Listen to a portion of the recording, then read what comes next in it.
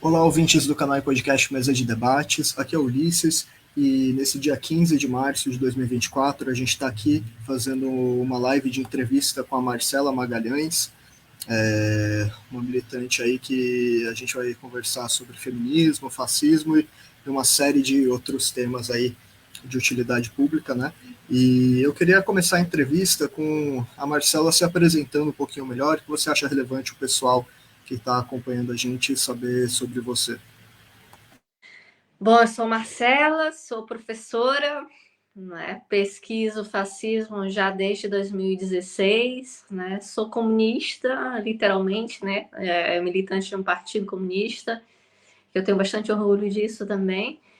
E tenho, tenho um doutorado em estudos pós-coloniais e tenho um pós-doutorado em sustentabilidade, em sociobiodiversidade e sustentabilidade. Então, e eu acho bem interessante falar isso, porque quando a gente trabalha com questões, geralmente questões como feminismo ou marxismo no geral, às vezes as pessoas esquecem que todas essas coisas estão entrelaçadas, né? Que não dá para trabalhar ser uma anticapitalista sem pensar de uma forma geral tanto a questão da mulher quanto a questão do ambiente. Então, eu gosto sempre de pontuar isso também, né, que as coisas são interligadas, são interconectadas, e para a gente pensar aí numa superação do capitalismo, a gente vai ter que pensar necessariamente na questão da mulher e na questão também ambiental, né, entre outras coisas também, né. Entendi. Você falou que é comunista, né? E eu queria começar já a entrevista, então, perguntando com relação à criação do Dia da Mulher, né? Do que hoje é o Dia Internacional da Mulher, segundo a ONU desde os anos 70, né?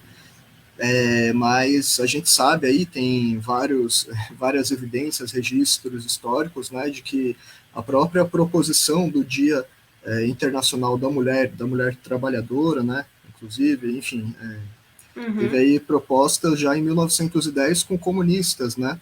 Então, eu queria que você contasse um pouquinho mais do papel das comunistas na criação do Dia da Mulher e também nessa mudança aí para o Dia da Mulher instituído pela ONU décadas depois. Exatamente. Bom, primeiro da gente começar a live propriamente dita, só quero agradecer, Ulisses, também, que eu não tinha agradecido antes pelo convite, viu? É uma honra. Você sempre gentil, sempre paciente também comigo. Muito obrigada. Bom, é muito interessante pensar na questão do Dia da Mulher, porque, aliás, do feminismo no geral, né? Porque quando a gente fala de feminismo marxista ou das mulheres socialistas comunistas, geralmente se esquece que a origem de muitas das lutas das mulheres tem uma origem socialista e comunista, né? Aí realmente desde isso nos anos em 1910, a Clara Zetkin, ela já as mulheres socialistas, né, porque ainda eram socialistas, comunistas só vão ser em 1917, a partir intituladas comunistas só a partir de 1917. Até então, todas essas mulheres eram mulheres socialistas que lutavam aí em prol da mulher enquanto trabalhadora e do avanço da mulher no geral, né? E quando a gente fala sobre isso, é interessante porque várias mulheres já eram muito importantes na luta naquele momento, que era a Clara Zetkin, a Rosa Luxemburgo, a Alexandra Kollontai, a Krupskaya, a Nadia Krupskaya, né, a Inês Sarmandi, ou seja, eram todas mulheres revolucionárias em vários lugares da Europa, que já eram mulheres que também tinham já tinham herdado muita coisa da luta, mas que foram esquecidas, né? Quando se esquece de falar delas geralmente quando se fala do Dia da Mulher. E a Clara Zetkin, assim como a Alexandra Kollontai, elas sempre tiveram uma opinião de que deveria existir um dia da mulher, todos os dias são dias importantes para a mulher, mas que deveria existir um dia da mulher para que a mulher fosse colocada mais em evidência, em holofote, a função dela dentro da luta trabalhadora, né? E a Kollontai Nazet, que faz essa proposta no Congresso de Mulheres Socialistas, em 1910, é aprovada essa proposta de que deve haver um Dia da Mulher por 17 países, 17 delegados desses países. Mas ali naquele primeiro momento se tem uma dúvida mais ou menos de que dia vai ser, não se tem ainda certeza, etc. Depois existe realmente essa lembrança da greve que houve nos Estados Unidos, greves também que tinham sido de mulheres socialistas, e também incêndio, greves, etc. Mas a partir de 1917, no dia 8 de março de 1917, já tinha uma grande efervescência de problemas e protestos na Rússia, né? E as mulheres tecelãs fizeram uma greve e fizeram um protesto, uma manifestação na estrada por paz e pão, e é considerado o estopim aí da Revolução, né? Da Revolução de Fevereiro. Depois, quando tem a Revolução de Outubro, vira oficialmente aí um dia para a mulher. A Lenin e a Alexandra Kollontai debatem sobre isso e instituem esse dia para a mulher. E só nos anos 70 a ONU pega, né? Era o Dia da Mulher Trabalhadora, e a ONU pega como Dia Internacional da Mulher, apagando aí a questão da mulher trabalhadora. E é interessante porque já se tinha ali um embrião de que toda mulher é uma mulher trabalhadora, não é? Mas durante muito tempo, dentro do marxismo, se falava, dentro do marxismo se falava muito da questão da mulher, dos direitos da mulher como produtoras, né? Mulheres que saem para trabalhar fora de casa, principalmente aí a partir do feminismo liberal, e se esquecia de um outro trabalho da mulher, que é o trabalho reprodutivo, né? O trabalho em casa generalizado, né? O trabalho não remunerado, que é feito em casa, geralmente, que é um trabalho que ele é invisível para o capitalismo, mas ele é essencial para que o capitalismo ele possa se sustentar, como diz aí a Nancy Fraser. Diz a Nancy Fraser, mas já dizia, por exemplo, o próprio Engels, né? Na Origem da Família, no livro da Origem da Família, lá nos anos 80, né? Do século XIX e século XX, né? Século XIX. E aí a gente tem, depois disso, a gente tem a Kollontai, que faz textos fantásticos sobre isso entre os anos 20 e 30, e que são retomados aí também nos anos 60 e 70 pelas mulheres, e mulheres feministas italianas, geralmente, mas que de repente se perde também esse legado que só vai, esse debate sobre a questão da mulher, do trabalho de reprodução social. Já, se você quiser, eu posso explicar também falar um pouquinho sobre isso. E vai se retomar só nos anos 80, em 83, com um livro da Lizzie Vogel, que é um livro, Marx e a Opressão da Mulher, que vai ser retomado aí dentro do feminismo, chamado feminismo marxista, que tinha sido um pouco também apagado dos anos 70, 80, tinha tido um debate, mas era um debate ali muito, muito fragmentado por uma série de questões. Também vai voltar nos anos 80. Novamente, depois ele passa um tempo sem ser debatido, e só nos últimos anos, inclusive com um trabalho que é um trabalho entre aspas, inesperado, da Silvia Federici, ele volta à tona. E é interessante porque a Silvia Federici ela trabalha muito com o trabalho de reprodução social, mas ela não é marxista, né? A gente estuda ela no feminismo marxista, mas ela não se considera marxista, e tem alguns problemas também em apontar, aí, por exemplo, a questão das falhas de Marx, que nem sempre são corretas, as coisas que ela aponta, além de serem anacrônicas, mas no trabalho de Marx, assim. Mas a gente utiliza muito, muito, muito a Federici também, né? Principalmente a frase, que é uma frase que ficou conhecidíssima, que caiu no Enem também, né? Foi tema de Enem, que o que eles chamam de amor, na verdade, é trabalho não pago, né? Você falar demais, Alice, pode parar, viu? Não, tudo bem, acho que foi bom você tocar em vários desses temas, inclusive eu já ia aproveitar e puxar um gancho aí para perguntar outras coisas. Você falou do trabalho de reprodução social, você já estava entrando aí na discussão da Silvia Federici também, né? E eu acho que é importante também a gente pensar em outras alternativas para lidar com o trabalho de reprodução social, o trabalho doméstico, os trabalhos de cuidados, que recaem principalmente sobre as mulheres, né? Nessa sociedade capitalista, patriarcal.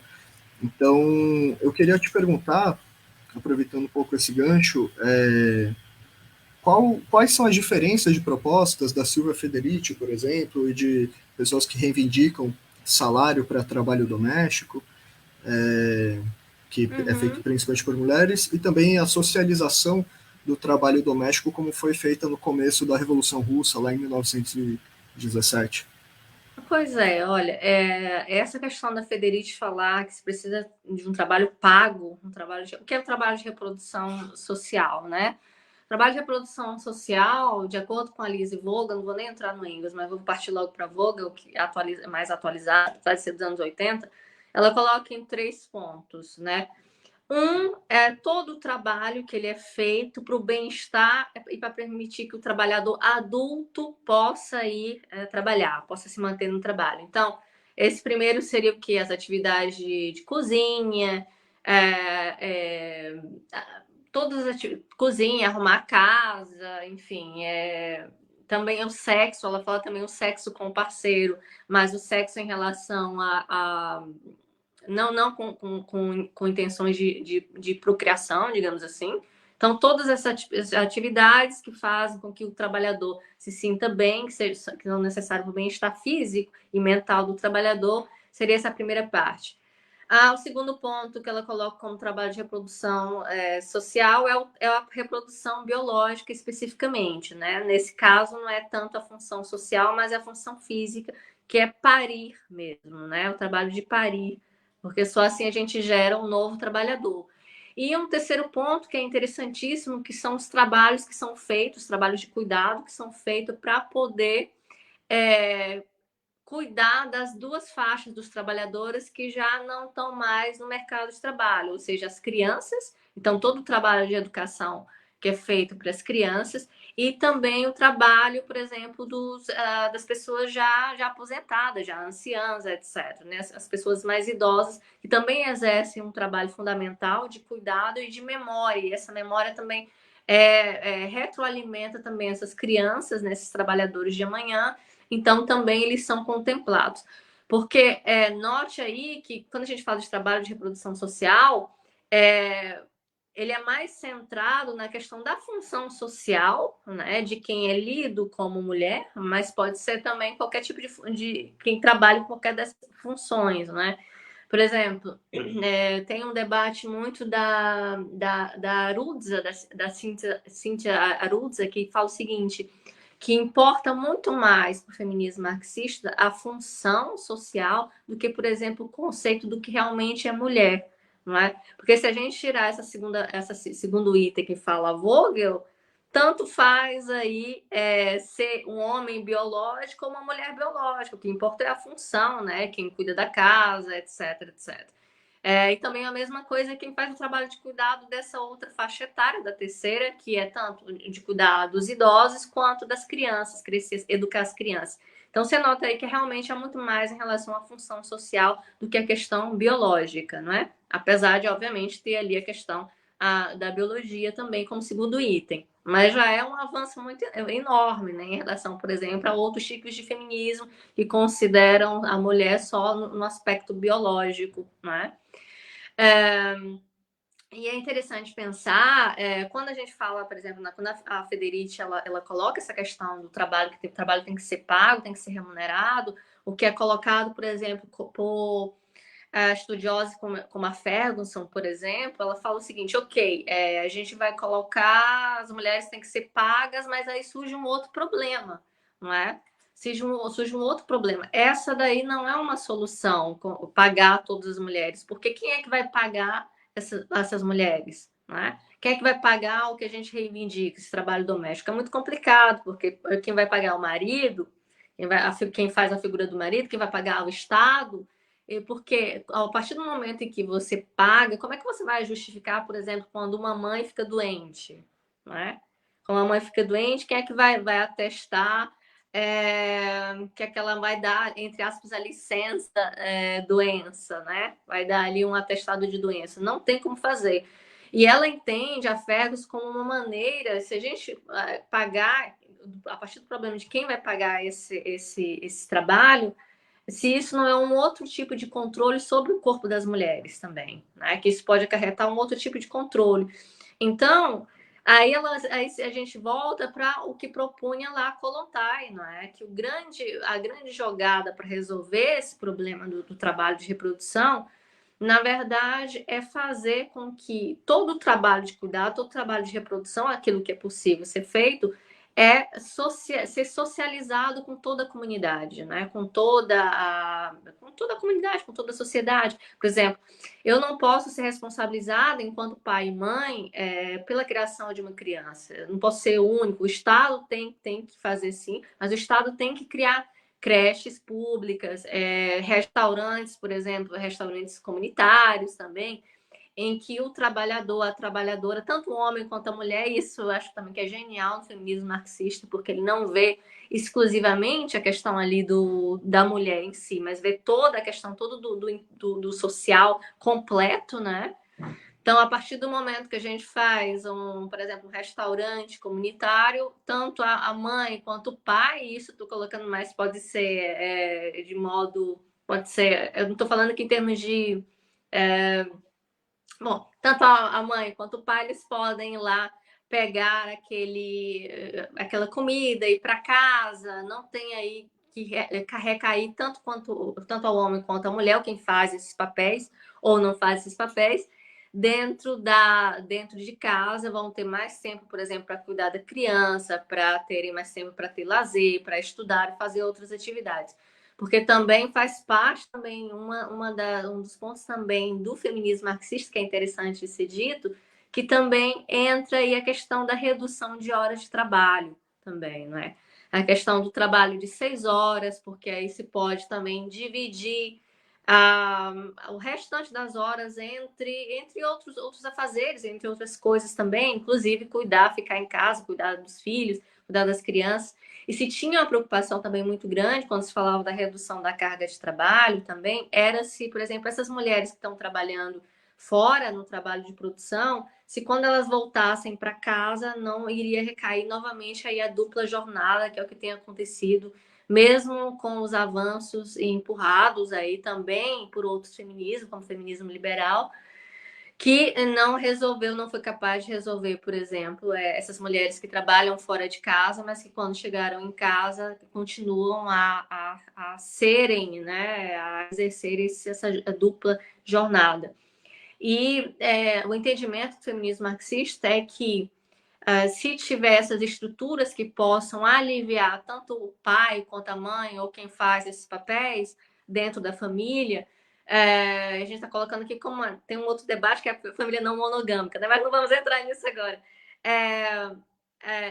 Nesse papel, se vai ter mais tempo, vai ter mais qualidade de vida. Então, é um feminismo também que ele vê toda a questão da família e toda a sociedade, o que é muito interessante. Não é um que proclama, vamos fazer só isso só em relação às mulheres, ou só espaços para mulheres, por exemplo, ou que mulheres cheguem ao topo. Não. Realmente ele tenta propor ideias para que haja realmente. Hoje se sabe, se tem a consciência de que as mulheres estão numa condição de opressão, né? O feminismo marxista ele não nega a questão patriarcal, mas ele fala que o patriarcado é um pilar que sustenta o capitalismo, e que a gente só vai conseguir superar os problemas da opressão da mulher superando o capitalismo, né? Então é uma dupla luta, né? Um não vai, o capitalismo não, o patriarcado não vai desaparecer, né? Se o capitalismo não desaparecer também, né? Entendi. São vários elementos aí que daria para a gente desdobrar em infinitos, né? Mas eu acho que eu queria puxar um pouquinho mais para pensar, talvez, algum tipo de programa, né, de projeto, não sei, para os dias de hoje. Pensar, por exemplo, né, nas conquistas que tiveram em 1917, né, na questão da mulher, desde legalização do aborto, né, até facilitar divórcio, e socializar o trabalho doméstico o máximo possível, criando lavanderia, creche, restaurantes, refeitórios comunitários, né?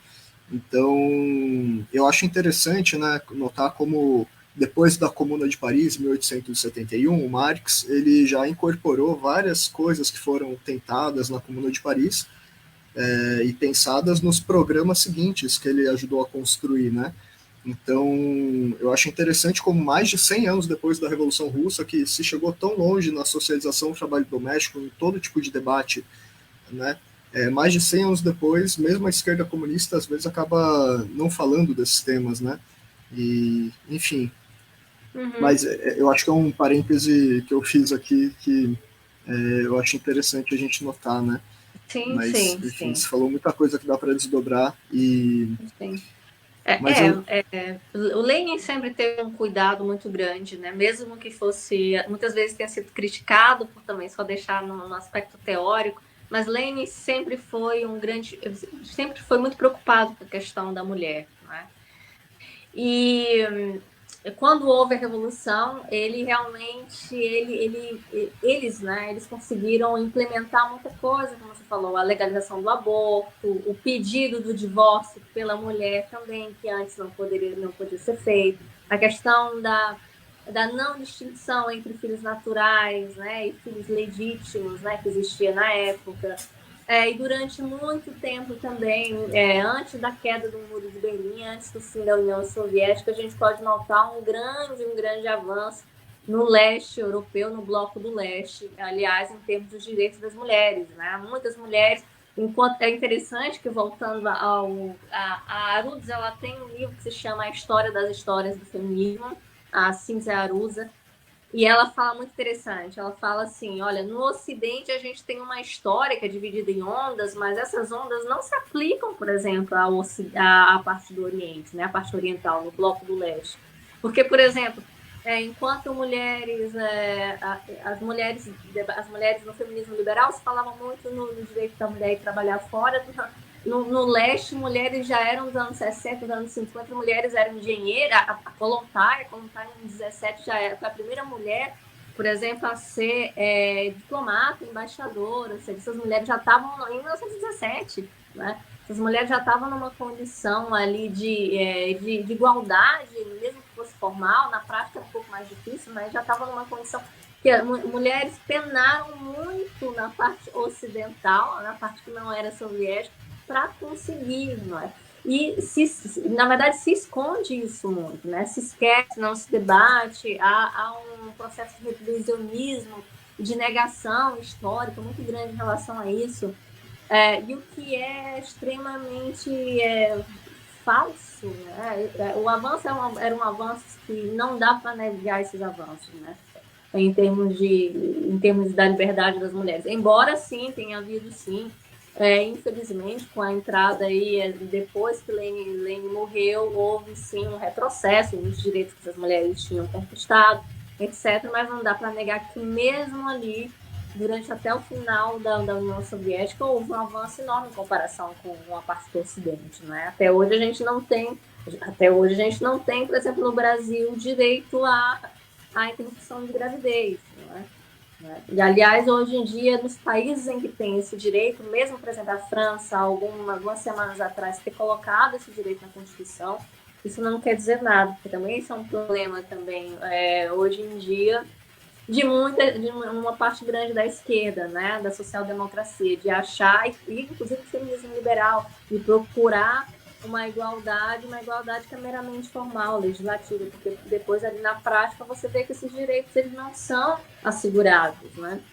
Por exemplo, na Itália o direito ao aborto ele é assegurado por lei também, mas só que na Itália 71% dos médicos, essa é uma estatística da semana passada, 71% dos médicos italianos se negam a fazer o aborto, né?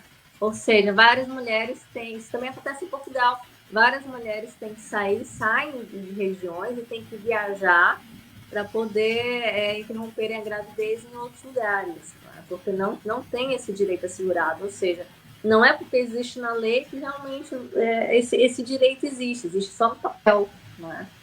E isso tem sido cada vez mais problemático em todos os fronts, porque são os direitos das mulheres. Nos Estados Unidos também, a gente viu aí também o retrocesso também em relação à lei do direito ao aborto também, ano passado, e isso, a gente vê que isso tem crescido de uma forma exponencial, e a tendência é crescer cada vez mais, né? Inclusive porque uma parte da direita conservadora ela volta ao lema ali de que os filhos são para a pátria também, não é? Então, com a queda da natalidade em muitos países europeus, também a tendência é que o direito também ao aborto seja cada vez menos concedido, exatamente por conta de dizerem que vai servir, é quase aquele ponto de Haia, né? Vai servir mais aí para a questão da pátria, etc. E também é uma outra questão também que entra também aí, que se entrelaça com a questão da natalidade, que é quem, na verdade, tem tido mais filhos são os imigrantes, né? Então, assim, e isso tem sido muito, muito debatido pela direita, instrumentalizado pela direita, que também usa isso também de forma xenofóbica para dizer que está tendo uma substituição racial, étnica, etc., que também aí também é uma grande falácia, uma grande instrumentalização, etc., né? Tá sem som, Ulisses. Desculpa. Sim, eu queria te perguntar, né, aproveitando esse gancho aí dessa discussão histórica toda, né, do que foi tentado na Revolução Russa e feito, né, de fato, como que a gente conseguiria talvez trazer para um programa hoje, né? Claro, eu não estou dentro do movimento, né, feminista exatamente, né?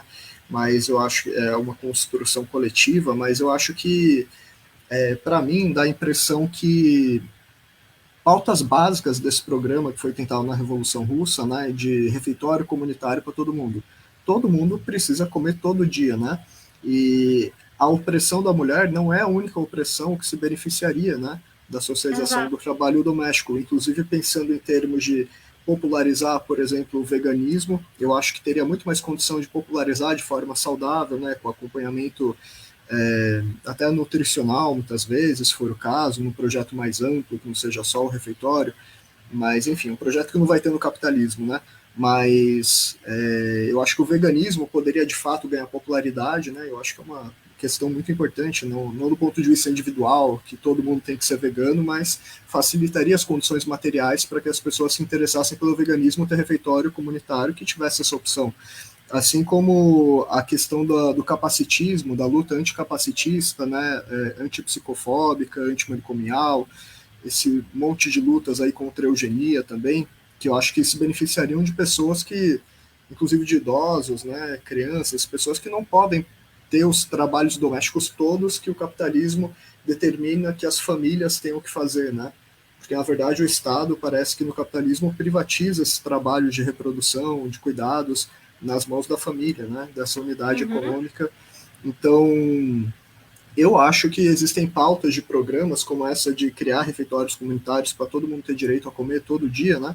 Acho que é uma pauta extremamente básica para tantos grupos sociais que poderia ajudar a dar tanto mais tempo livre, poderia até ajudar em questões epidemiológicas, talvez, e ainda mais com a capacidade logística que a gente tem hoje em dia, né, de que não tinha em 1917 quando foi tentado.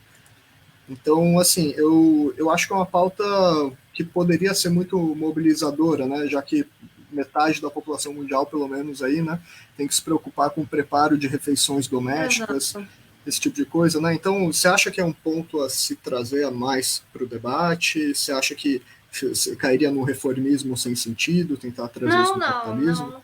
eu acho que não cairia no reformismo, não. Tem um texto muito interessante que é a Clara Zetkin, ela transcreve uma entrevista que faz ao Lenin logo após a morte dele, poucos anos depois da morte dele, que eles vão debater sobre a questão das mulheres. Acho que, se não me engano, o texto se chama Lenin, a questão das mulheres, a questão feminina, algo assim, depende da tradução, não é?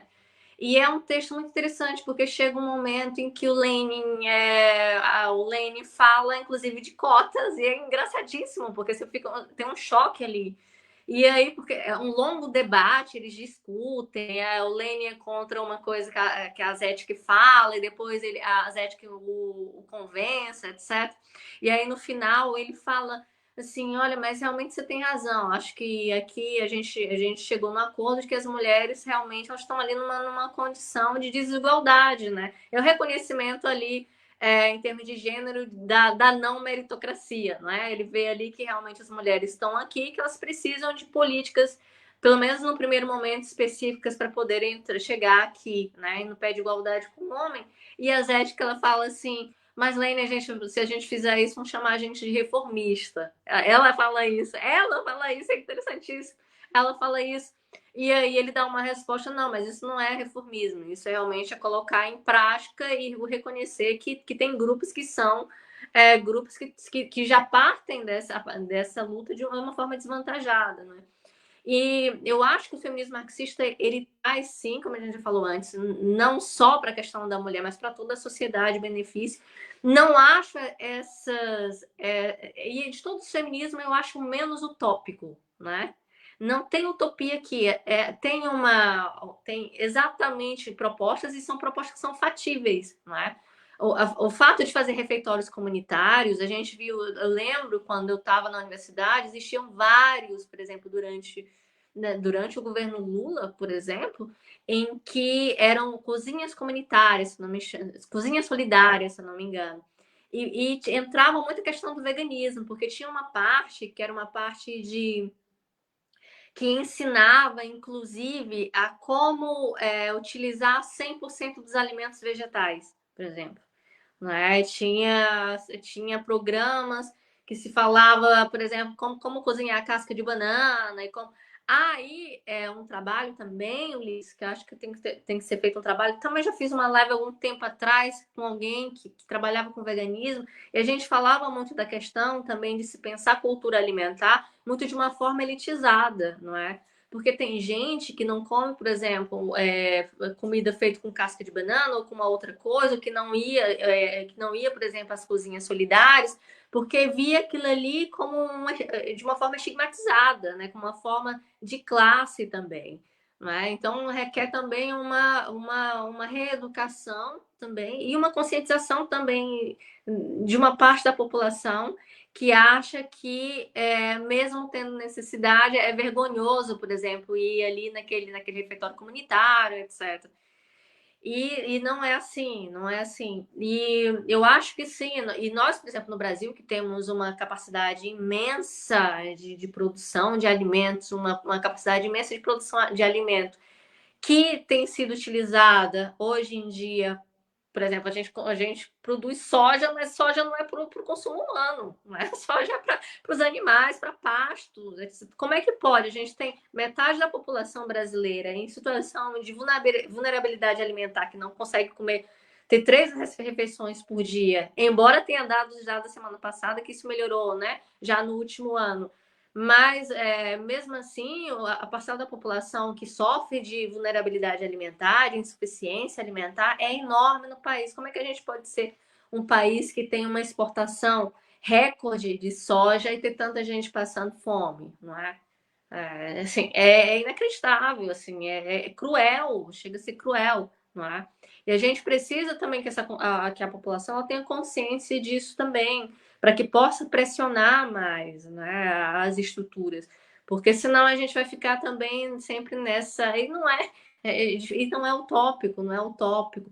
Fazer refeitórios comunitários, ter lavanderias, né, também não é. A gente tem uma disparidade muito grande também entre questões, por exemplo, uma mulher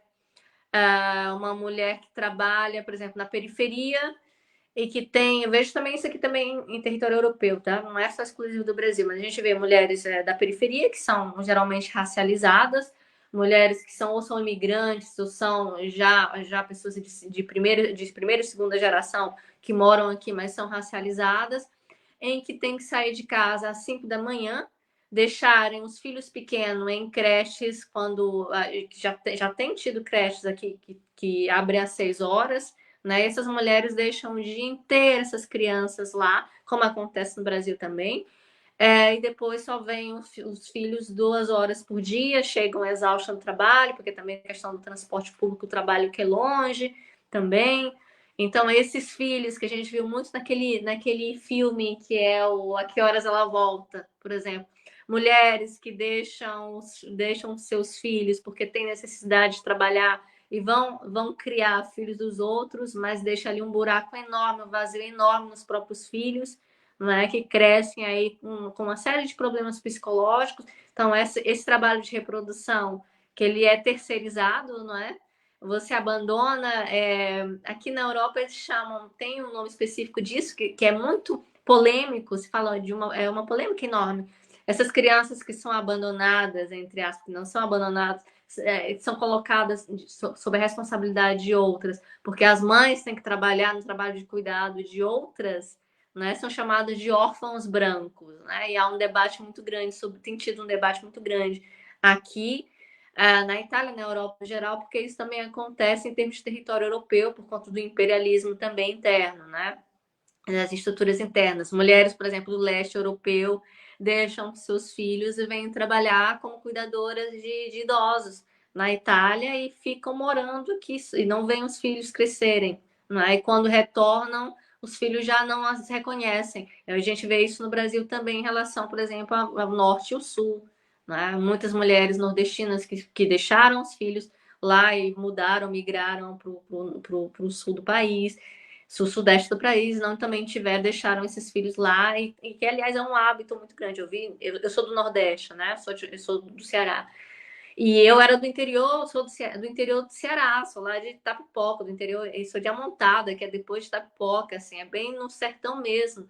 E eu tive várias colegas de classe em que moravam com os avós, não tinham os pais, que os pais tinham migrado para São Paulo, né? E esse também é um problema que também ele é estudado, ele é visualizado e tem propostas também do feminismo marxista para eles também. Você vê que se a gente tivesse toda uma estrutura em que a sociedade desse um trabalho, desse uma subsistência, mas também garantisse também um apoio em termos de Estado, com todas essas estruturas que a gente falou, com creche comunitária, com refeitório comunitário, com lavanderia comunitária, que seja dentro ali da comunidade, a gente não teria esse tipo, e um trabalho digno também, né? Nós estamos cada vez mais indo num processo de precarização muito grande. A precariedade é enorme, e essa precariedade que já é realidade para muitas mulheres há muito tempo, né? E que geralmente não se fala, porque isso é uma precariedade muito grande, né? Inclusive, muitas dessas mulheres trabalham em regime de servidão. Você imagina só, em 30 dias do mês, mulheres terem dois finais de semana para irem ver a família, ou mesmo que seja ficarem 24 por 24 durante quase toda a semana num trabalho, não é? É um regime de servidão, é escravidão, né? É uma precariedade imensa. E aí as famílias sofrem bastante. Você imagina, e essas crianças que nascem e crescem, ficam sem a presença física dos pais, porque os pais têm que mandar dinheiro para subsistência, crescem aí de uma forma cheio também de traumas e de ausências, etc., que não vão ser recuperadas, né? Mesmo quando os pais voltam, essa ligação, essa conexão não é recuperada. E é algo também, algo que quase ninguém fala, quase ninguém fala. A gente eu apresentei trabalho sobre isso, aliás, num seminário, num congresso de feminismo marxista 2 anos atrás, mas ninguém, por exemplo, tinha falado disso, tinha falado dessa questão familiar, nesse aspecto da terceirização do cuidado, do trabalho de cuidado em relação à própria família, né? Ninguém pensa realmente nessas mulheres, no que essas mulheres trabalhadoras elas passam, não é? Falo muito, né, Ulisses? Imagina se não tivesse aqui com febre. Não, mas, aliás, obrigado mesmo por ter vindo fazer a live mesmo com febre, né? Esqueci de avisar o pessoal. Enfim, e tá ótimo, pode falar. Eu acho que é importante você falar esse tipo de coisa, que nem essa última que você falou. Eu não tinha noção, né, dessa realidade, é claro, por também devia estudar mais e tal, mas é importante que a gente fale, né, sobre as várias camadas de opressão que existem, né, na questão da mulher, enfim. Acho que é extremamente importante isso. E eu queria puxar agora o assunto um pouco, tanto para a questão de outras vertentes do feminismo, né, para a gente dar passada rápida por cima disso, Uhum. mas também da questão ambiental, que você também vai atrás de estudar, e eu acho que muitas vezes tem muita conexão entre a própria questão ambiental e a questão da mulher. Tem inclusive, feministas que se reivindicam ecofeministas, né? Não sei exatamente para que lado teórico vai essa vertente, mas geralmente a gente fala muito do feminismo liberal, do feminismo radical, do feminismo Legal. marxista, Uhum. né? E também falam de feminismo interseccional, embora aí talvez seja mais um método de análise, né, interseccional, enfim. Mas eu acho que, primeiro, dá para existir feminismo que coexista com o capitalismo, que acha que o capitalismo não precisa ser destruído, e como isso se liga, caso você queira entrar essa questão bem ampla, né? A questão da mulher e a questão ambiental, né? Qual seria talvez uma possível relação aí para a gente pensar caminho de mudar a sociedade? Uhum. Olha, existem muitos dados sobre mulheres, principalmente em território africano, de mulher, que as mulheres são responsáveis, inclusive, por exemplo, por ir buscar água, não é? E trazer água para suas comunidades. Então, por exemplo, a questão ambiental, ela está extremamente ligada a isso também. E se a gente for falar também em outros aspectos também, por exemplo, no Brasil, no outro dia a gente estava debatendo a questão da pertinência ou não do racismo ambiental, né? Mas se a gente for falar também das mulheres, das pessoas que sofrem a questão das dificuldades por estarem também nas comunidades, nas comunidades, nas favelas, nos morros, etc., são mulheres, né? Muitas dessas mulheres são chefe, entre aspas, de família, né? O arrimo da família. Então, elas sofrem bastante isso quando tem uma enchente, quando tem um alagamento, etc. Então, assim, a parte ambiental, a questão das crises ambientais, né, e que não é uma crise passageira, né, o capitalismo, as crises são inerentes ao capitalismo, né? E também tem uma coisa que é interessantíssima de se falar, que é a mulher também ela entra no aspecto que é igual ao da terra, né? Que é o de expoliação quase absoluta, né? De exploração e expoliação quase absoluta. Tem uma tem um livro da Nancy Fraser.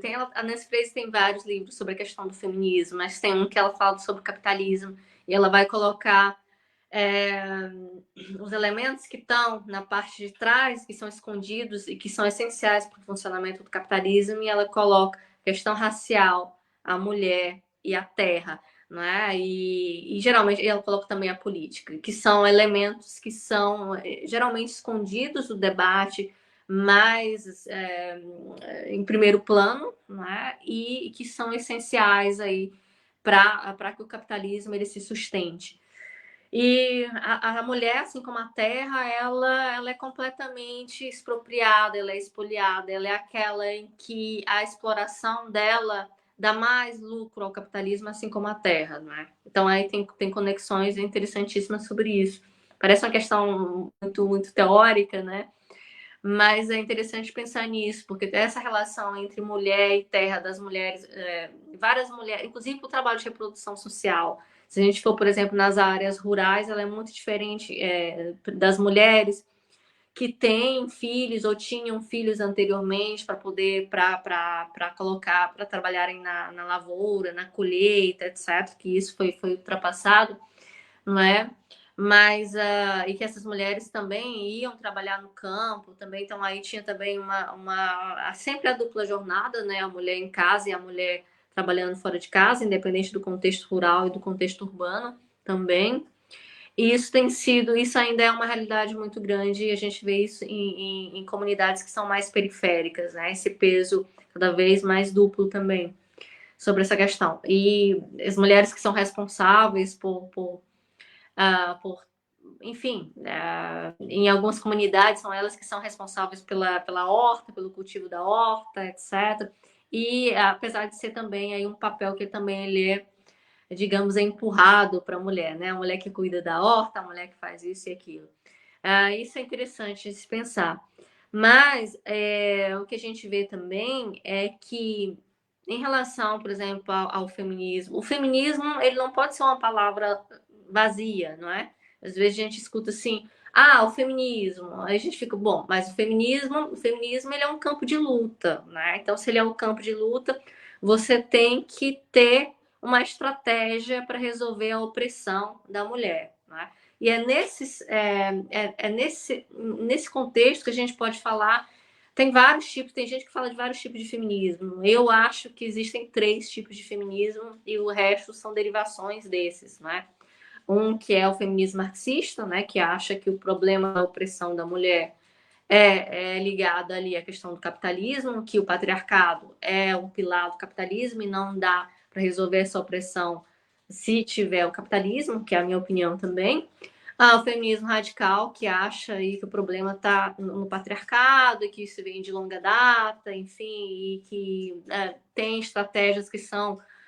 Existem muitas feministas radicais que são estudiosas sérias, apresentam sérias, mas também tem uma parte também que eu considero muito reacionária, que é muito excludente, não é? E muito diferente do feminismo marxista, que apesar de dizerem feminismo, então divide a classe, mas não é assim. A gente debateu até agora, ele é um feminismo que ele é, na verdade, muito universalista, não é? Pensa em tudo, pensa em todos, é um feminismo que quer juntar todos em prol ali da queda do patriarcado, mas também da queda do capitalismo. E a gente tem o feminismo liberal, que ele acha que as mulheres têm que estar lá no topo, que tem aí uma estrutura de hierarquia, que pensa que o problema do feminismo é um problema individual, que tem a questão do empoderamento, que tem a questão da igualdade formal, e que não mexe com as estruturas aí enquanto se pensa, enquanto o feminismo marxista ele pensa nisso, né? Que o grande problema, se a gente não mudar a estrutura da sociedade, vai continuar perpetuando, aí alguém sempre vai ser oprimido, não é?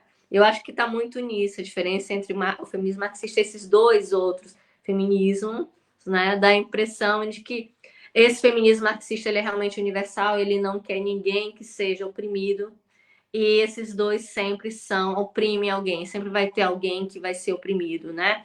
O homem, ou enfim, ou a questão de classe também, né? O feminismo liberal, ele não vê a questão de classe. Aliás, até vê, mas acho que o problema da opressão da mulher é que não está lá em cargos de liderança, que o problema da opressão da mulher é não ter representatividade. E tanto isso é mentira que a gente tem visto cada vez mais mulheres em situações, em papéis de comando, por exemplo, aqui na Europa, e são mulheres fascistas, não é? A começar, a gente pode falar já da Margaret Thatcher, né?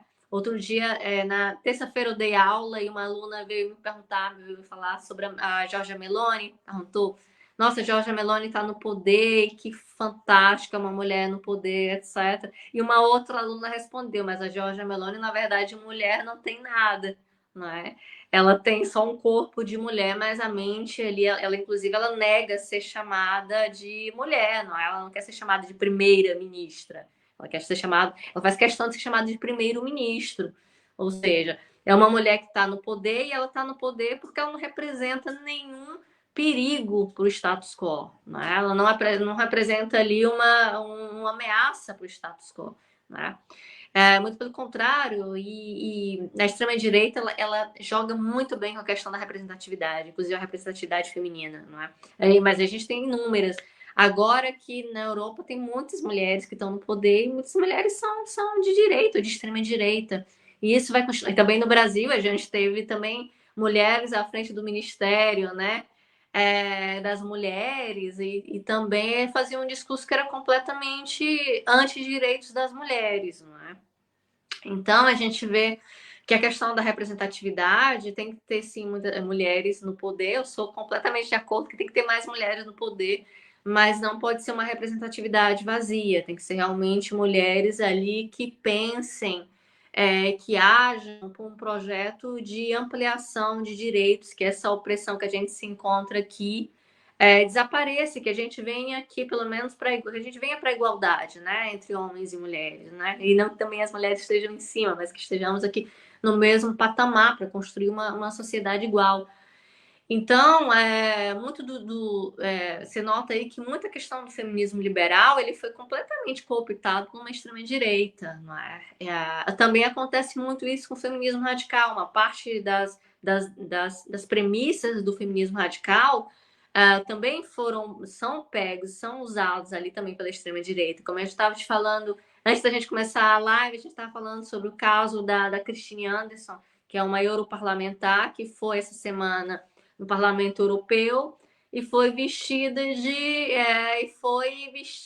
fingindo que era uma pessoa trans, né, uma mulher trans, e falou: olha, homens vestidos de mulheres é uma apropriação sexual, assim como se dizem que um homem branco não pode se vestir como homem negro ou como indígena, é uma apropriação cultural. Ou seja, você nota aí o quanto essa direita, extrema-direita, ela consegue pegar coisa do feminismo liberal, coisa do feminismo radical e construir ali todo o seu arcabouço de luta em cima disso, né? E a gente, como povo, e a gente, como trabalhador, e a gente todo mundo que está muito desesperado, porque as crises que, voltando a dizer, é inerente do capitalismo, mas tem se acentuado muito nos últimos anos aqui na Europa, desde a pandemia e com as guerras, né, sucessivas, tem aumentado muito e a população está desesperada, não é? Não sabe a quem recorrer. E aí se pegam, como são também incentivadas a brigarem entre si, acontece muito que essa cooptação ela é muito facilmente consegue influenciar muito facilmente vários tipos de pessoas, exatamente porque também, e aí a gente pode fazer também uma autocrítica da esquerda, até porque a gente tem uma esquerda que foi muito enfraquecida com o passar dos anos, exatamente por ser reformista, né? Não se existe mais uma esquerda que tenha um programa claro de esquerda, não é? Então a gente vê aí uma esquerda que na verdade não é esquerda, que na verdade é uma parte aí de direita, uma direita moderada que se apresenta como esquerda. Então a gente vê aí um povo uma população que fica completamente perdida em meio disso e são facilmente cooptadas, né? Sim, e eu queria. A gente já imagina que vai terminando daqui a pouco, mas mais uma pergunta que acho que tem tudo a ver com essa discussão de fascismo, né? E, e qual o papel do feminismo diante do fascismo, né? Qual a relação, né, do feminismo com o fascismo? Tem setores da esquerda que eu acho que acabam sendo cooptados, né, por uma direita mais conservadora, muitas vezes, como alguns setores aí do feminismo radical, as TERFs, por exemplo, né, as feministas transexcludentes, né, feministas radicais transexcludentes, que biologizam a questão do que é ser mulher, né, enfim, muitas vezes se aliam até com extrema-direita em alguns casos aí, e também tem a cooptação por outra ala da direita, né, que é uma ala mais liberal, né, que, enfim, então acho que a gente na esquerda tem que ter bastante cuidado mesmo, né, em traçar o que é ser de esquerda, né, porque essas mulheres aí representam a gente, como é que pode uma mulher fascista, né, representar alguém, seja mulher, trabalhador, enfim. Então, eu acho que é importante a gente discutir um pouquinho sobre esses problemas dentro da esquerda, né? Que às vezes não sei se você acompanhou, na Alemanha surgiu recentemente um partido que agora eu esqueci o nome, feito a partir de um. Tem a ADF e tem a CDU também. Eu não lembro qual é agora. Porque o nome em alemão, também não lembro. Sim, é meio complicado. Eu não, mas surgiu um partido a partir de uma dissidência supostamente socialista e que de repente se juntou com extrema direita, então supostamente uma dissidência de um partido que deveria ser de extrema esquerda, né, se reivindicar socialista, alguma coisa assim, comunista, não lembro qual é exatamente, e se juntar com o setor da extrema direita para formar outro partido, né, isso aí é uma característica, acho que até clássica do fascismo, né, o fascismo nos anos 20 e Uhum. 30, até o próprio nome do partido nazista, né, Partido Nacional Nacional. Socialista, os Uhum. trabalhadores alemães, é uma tentativa descarada de cooptar os socialistas, que são de extrema esquerda, para extrema direita, né? Então, acho que a gente tem um desafio bem grande aí pela frente, porque a gente, por várias defasagens teóricas aí na esquerda, da esquerda saber o que é esquerda mesmo, né?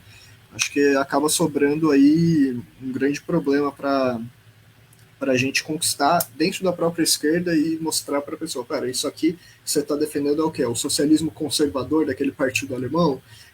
Uma tendência nasbol, talvez? E que Uhum. você Uhum. e aqui isso que você está defendendo é o quê? É um liberalismo de empoderamento que não ataca a raiz do problema. Então, assim, como que você acha que se faz essa luta dentro das esquerdas e das pessoas minimamente conscientes por um feminismo que seja realmente a fim de transformar a realidade com um bom projeto e que não caia nessas cooptações da direita? Uhum. É uma boa pergunta essa. Muito obrigada por ela. Olha, eu acho que a questão do feminismo em relação a essa crise da esquerda é voltar à questão do Lenin mesmo, sabe? A questão leninista. A gente pensar, por exemplo, que ah, a gente não pode excluir, né? A partir do momento em que a gente tem um feminismo que exclui, isso aí já está sendo contra todos os princípios do marxismo, né? A gente não pode entrar nessa. O marxismo ele é universalista, não é? Não, não pode ser, não pode pensar em excluir alguém, não pode pensar. Eu acho que já isso aí já é uma linha, sabe? Já é uma linha que pode ser traçada naquilo ali.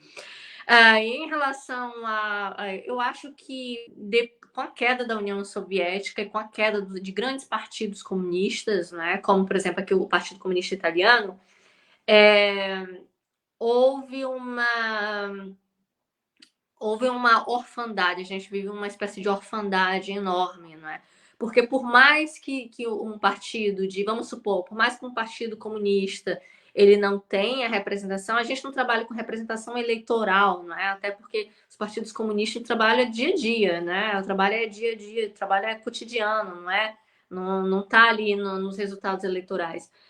Mas a queda desses partidos dentro de uma esfera de democracia, seja lá o que for, não é? Vamos colocar democracia, a gente debate muito essa questão da democracia, né? Liberal também, dentro do.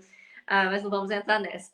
Agora, mas houve uma queda enorme de rumo também, né? Uma queda enorme de rumo. Então, assim, as pessoas deixaram de ter uma referência, eu vejo muito aqui na Itália ou não há referência mais do que e não há não só essa referência do que é uma esquerda radical, digamos assim, mas não há aquele papel que é o papel histórico de um partido que pressione essa esquerda que está aqui a ser mais de esquerda, entende? A puxar mais para a esquerda. Então, a partir do momento em que some o Partido Comunista, não existe mais esquerda nenhuma, e não existe pressão, não existe quem puxe. Tem muita gente, por exemplo, que critica quando algum. Não consegue entender, por exemplo, que quando há uma crítica ao governo Lula, por exemplo, que é uma crítica que a gente não é uma crítica pessoal ao Lula, etc., que é uma crítica exatamente para puxar de volta ali, puxar mais à esquerda o programa do partido, o partido em si, não é? E não há esse entendimento, acha que está querendo derrubar o governo, ou melhor, acha que é bolsonarista, por exemplo, né? Você está criticando, parece que é bolsonarista. E não é assim.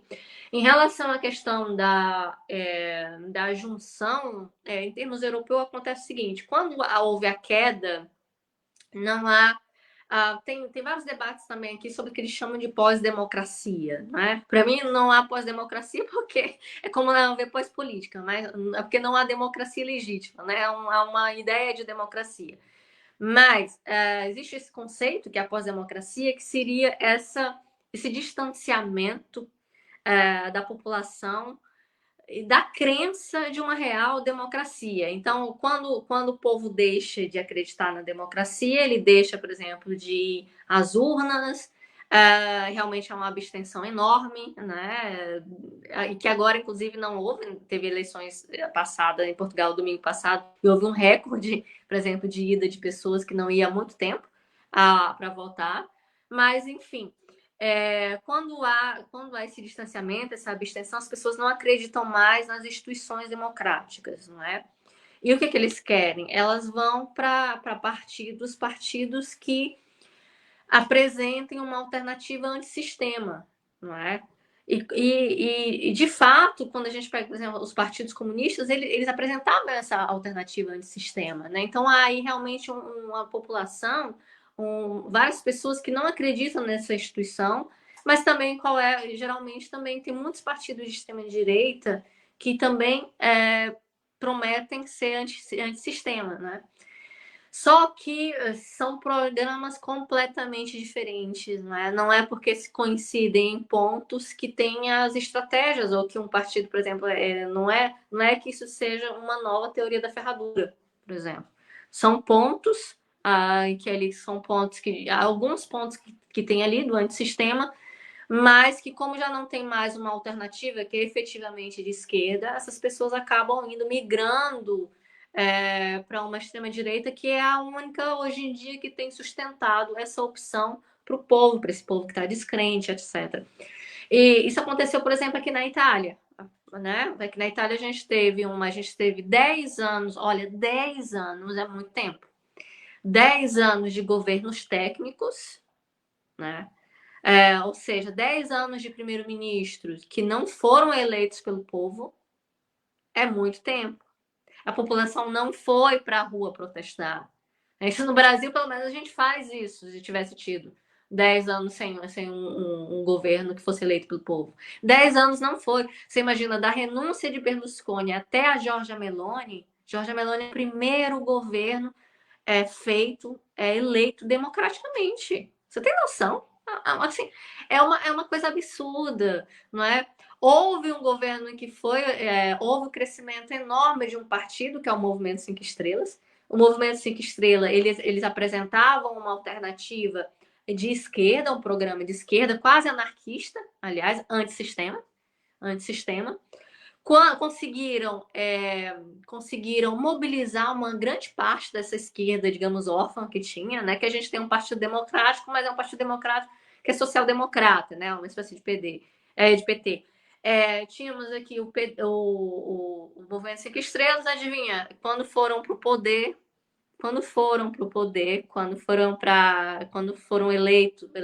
foram indicados tecnicamente, mas foram indicados porque tinham uma representatividade já para uma série de mecanismos grande. Quando foram ao poder, se alinharam, literalmente fizeram uma coalizão com o governo da Lega, que é um governo de direita, extrema-direita. Então você imagina um partido anarquista que ia ali para o poder, que se mostrava como uma alternativa antissistema, não é?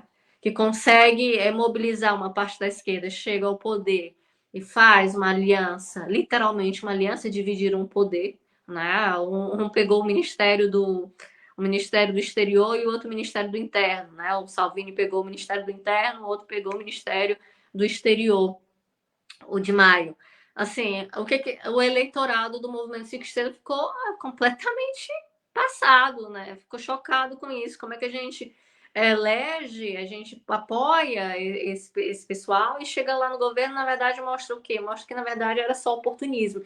Então, grande parte dessas agendas antissistema, como não são verdadeiramente comunistas, como não são de esquerda, são só oportunistas que, na verdade, utilizam aí essa grande estratégia que tem sido esse antissistema, e quando chegam ao poder, na verdade, mostram o lado que realmente estava, se aliam com a direita, com a extrema-direita. Então, assim, você vê que os que tem acontecido na Alemanha já houve em outros contextos e houve aqui recentemente, não é? Então, não há, assim como, por exemplo, em Portugal, a gente tem visto o pessoal da iniciativa liberal, que se dizia anti-Chega, anti-partido Chega, e hoje de manhã, fizeram um comunicado dizendo que vão se aliar ao Chega, não é? Então, assim, se bem que a iniciativa liberal, todo mundo sabe que é de direita, não é? Mas, assim, todo mundo sabe que é de direita. Mas você vê que há ali uma manipulação enorme desse desejo de antissistema, e como a gente não tem mais partidos de vanguarda A gente não tem mais partidos partidos comunistas em grande parte da Europa, partidos realmente que possam, consigam otimizar, catalisar esses sentimentos, que se apresentem de uma maneira mais forte, há um distanciamento também muito grande, por exemplo, mesmo dos partidos comunistas que existem ainda, um distanciamento muito, muito grande dos jovens, não é?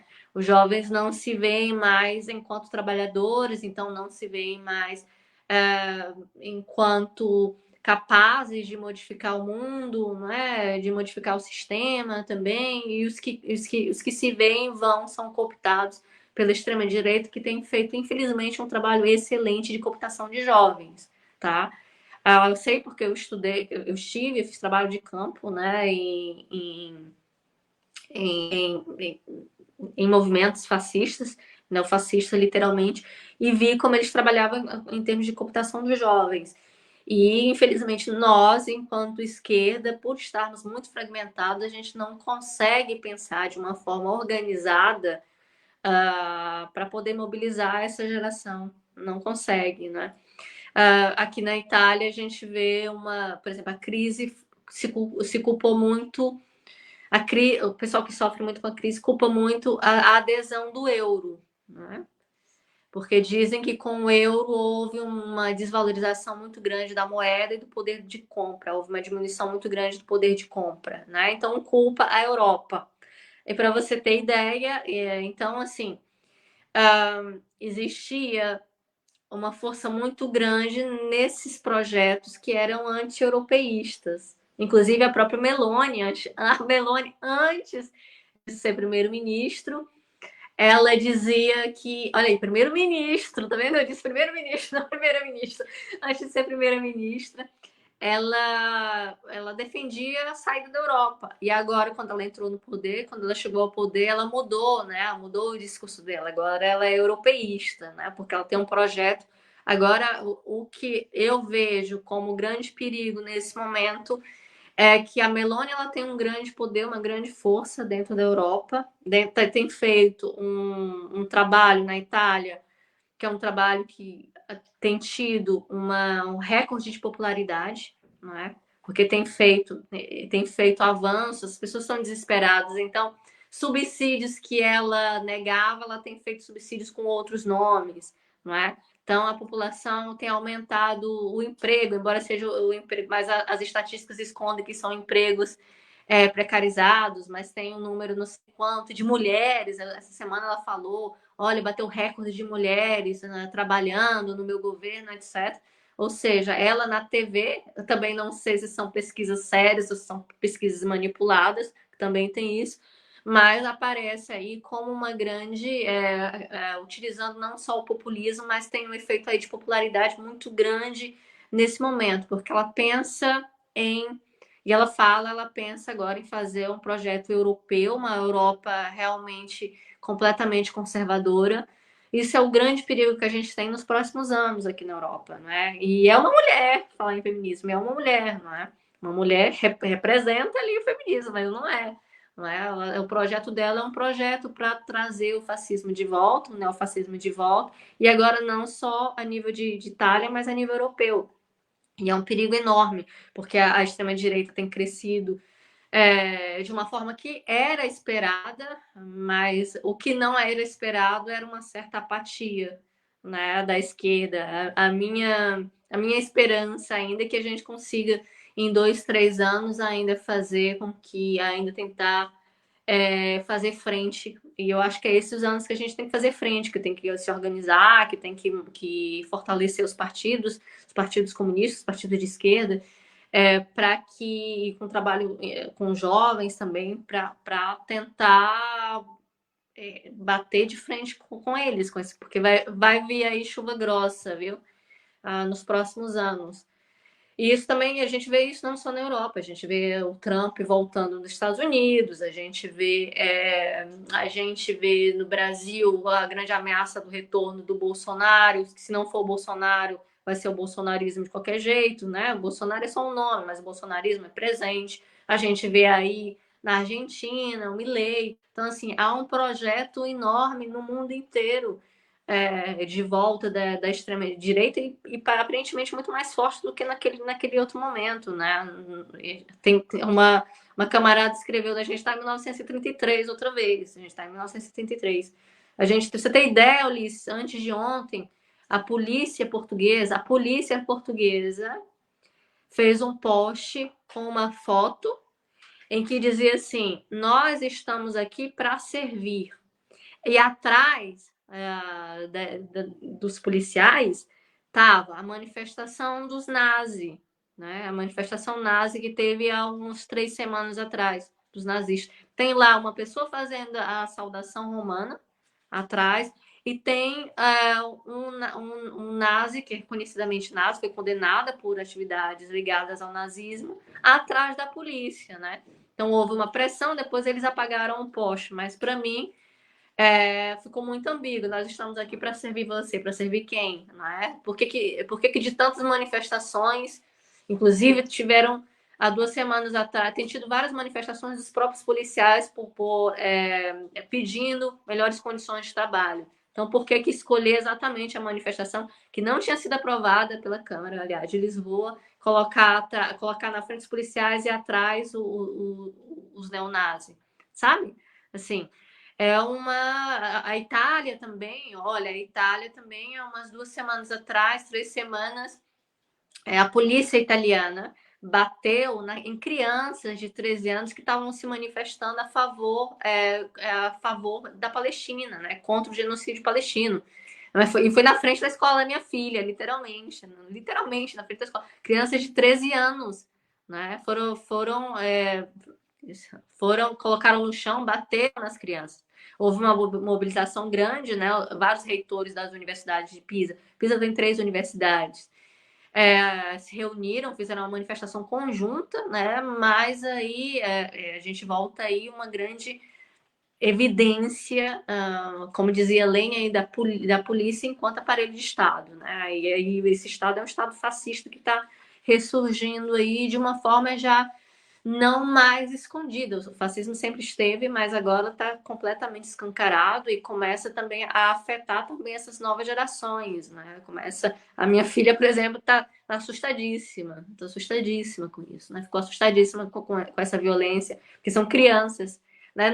Não se admite, isso é inadmissível até com adultos, imagina com crianças, né? Crianças que estavam indo. A censura tem voltado também.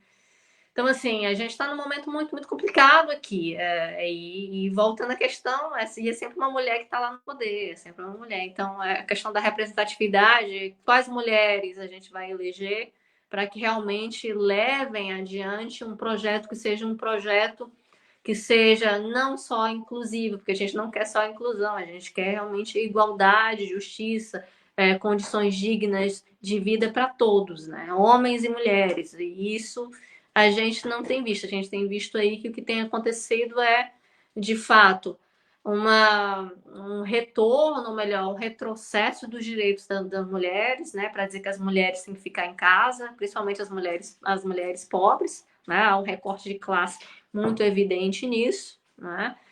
E cada vez mais de diferenciação entre humanos e sub-humanos, né? Uma construção novamente aí de uma série de pessoas que são colocadas na mídia como sub-humanos, e a gente tem visto isso em toda a Europa também, né? Falo muito. Não, tudo bem, eu deixei também porque acho que são informações todas muito importantes, análises muito importantes, além das informações, né? E acho que são de utilidade pública, né? Eu acho que a gente com certeza poderia falar bem mais coisas sobre isso tudo, né? Ainda mais entrando no tema do fascismo que está em alta e lembrando, né, que fascismo é uma radicalização com alguns outros elementos a mais do capitalismo, né? O fascismo é um fenômeno aí da direita que, enquanto existir capitalismo, vai continuar existindo, e fascismo vai radicalmente contra os direitos mais básicos até das mulheres, né? Como você falou aí, com várias dessas manifestações aí, inclusive essa proposta aí da mulher ficar em casa, do papel da mulher, da boa mulher, submissa, né? Também a gente poderia entrar aí em várias questões históricas do nazifascismo para analisar melhor, mas é isso, a representatividade por si só, né, não significa nada, e acho que, pelo menos uma coisa que eu entendi também, né, de tudo que você está falando, é a necessidade aí da gente se organizar politicamente nos próximos Sim, anos sim. para transformar a realidade antes que esse monstro cresça ainda mais, né. Enfim, acho que tem vários elementos aí que a gente podia falar, mas Ó, eu pode queria só. perguntar, olha, Ulisses, se não tiver ficado claro alguma coisa, você pode pedir para falar de novo, viu? Porque, Entendi. né? Porque assim, não sei, de repente algo não fica claro, não sei. Né? Então, beleza, obrigado. Eu acho que, assim, teria muita coisa que daria para aprofundar, mas eu acho que eu entendi. Não sei até que ponto ficou difícil para quem está acompanhando a live entender, mas eu acho que para mim tá.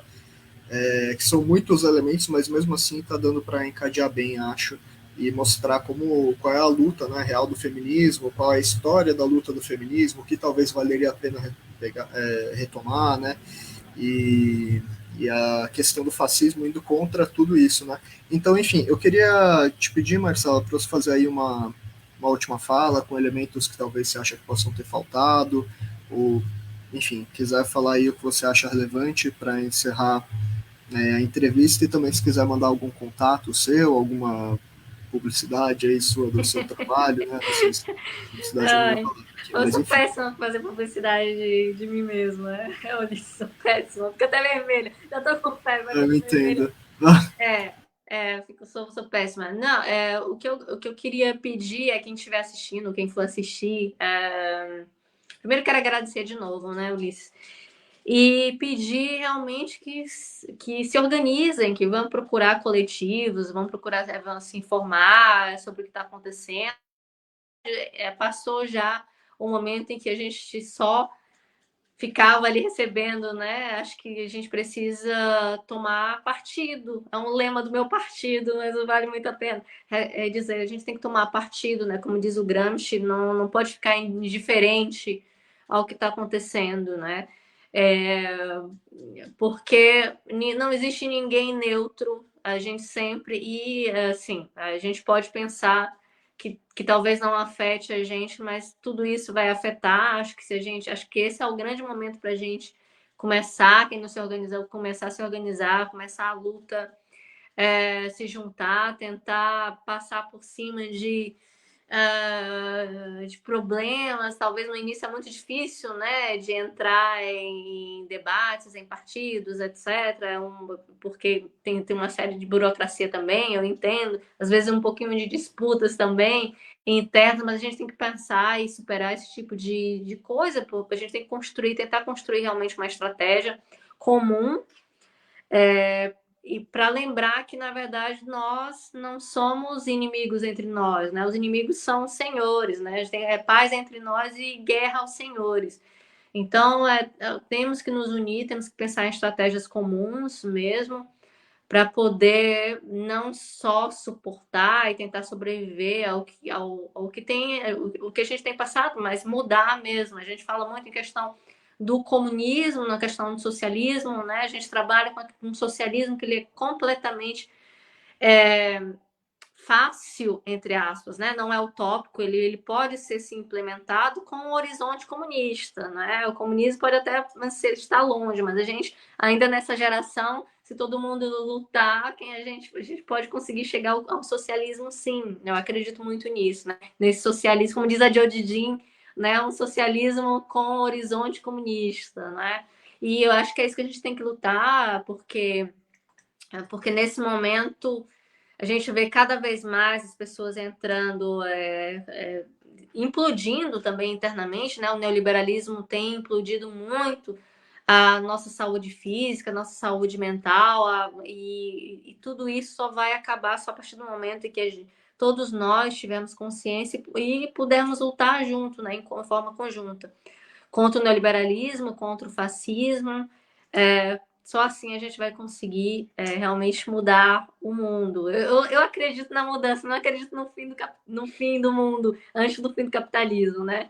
Eu não sou essa que acredita nesse lema. Eu acredito que a gente possa, sim, mudar o mundo antes do fim dele, né? Antes do fim dele. Então, assim, Mas só unidos a gente vai conseguir fazer isso. Só unidos, né? Então, obrigada. Quem quiser seguir, quem não conhece meu trabalho, só seguir lá o Maga Marcela. O Maga é de Magalhães, né? Maga Marcela no Instagram. E lá no Twitter também. Eu não tenho outras redes, só tenho essas. Então, e é isso. E é isso. Muito obrigada, Ulisses. Muito obrigada. E desculpa se algo não ficou claro, não sei, né? Eu que agradeço, ainda mais que você estava aí meio mal hoje, quis fazer a live mesmo assim. Então, muito obrigado mesmo. Achei muito importante a live, todo mundo devia ver. E deixei aqui embaixo a rede que você falou, né? A arroba que você falou nas redes, Maga Underline Marcela. E também eu vou só fazer aqui, antes da live, mais uma publicidade aqui, no caso do canal. Quem quiser apoiar o Mesa de Debates, a gente tenta aí trazer várias discussões importantes para o debate público. Como vocês viram hoje, a gente não traz qualquer pessoa aí, como um monte desses podcasts famosos aí, financiados por sabe-se lá que poderoso, né? Mas a gente, então, quem puder colaborar com a gente, para a gente tentar ajudar um pouquinho na construção de um mundo melhor, a gente tem um Pix aqui, 38500707280. Quem sabe a gente consiga produzir um conteúdo melhor, fazer outras coisas aí. E mais uma vez, muito obrigado, Marcela, e até uma próxima. Muito obrigada. Tchau, tchau. Boa noite para vocês. Tchau, tchau. Boa noite.